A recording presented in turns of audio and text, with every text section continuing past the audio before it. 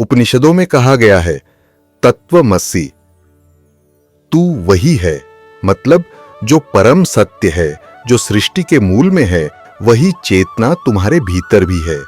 बुद्ध ने कहा था, जो स्वयं को जान लेता है वह समस्त ब्रह्मांड को जान लेता है। क्योंकि जब तुम अपने भीतर झांकते हो तो तुम्हें समझ आता है कि बाहर जो कुछ है वह भी उसी चेतना की अभिव्यक्ति है। स्वयं को जानना कोई एक दिन का कार्य नहीं है, यह एक यात्रा है, सेल्फ अवेयरनेस की, सेल्फ रियलाइजेशन की।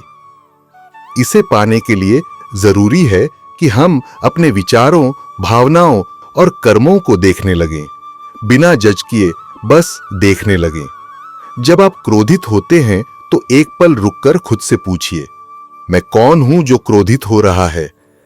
जब आप दुखी होते हैं तो पूछिए, यह दुख किसे हो रहा है? धीरे धीरे आप समझने लगेंगे कि भावनाएं आती जाती हैं, लेकिन जो उन्हें देखता है वो स्थिर है। वो साक्षी भाव ही आत्मज्ञान की पहली सीढ़ी है। कई लोग सोचते हैं कि आत्मज्ञान का मतलब है दुनिया से भाग जाना, लेकिन ऐसा नहीं है। असल आत्मज्ञान वही है जो आपको दुनिया में रहते हुए भी शांत और जागरूक रखे।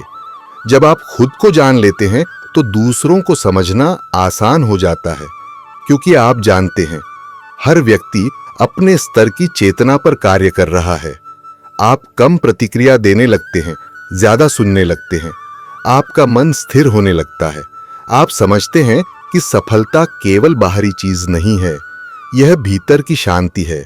आप बाहर कम भागते हैं, भीतर ज्यादा खोजते हैं। आज के समय में नो योरसेल्फ सिर्फ आध्यात्मिक विचार नहीं है, यह साइकोलॉजिकल अवेयरनेस का भी मूल है।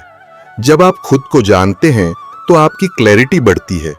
आपको पता चलता है कि आपकी स्ट्रेंथ्स क्या हैं, फियर्स क्या हैं और आप क्यों रिएक्ट करते हैं।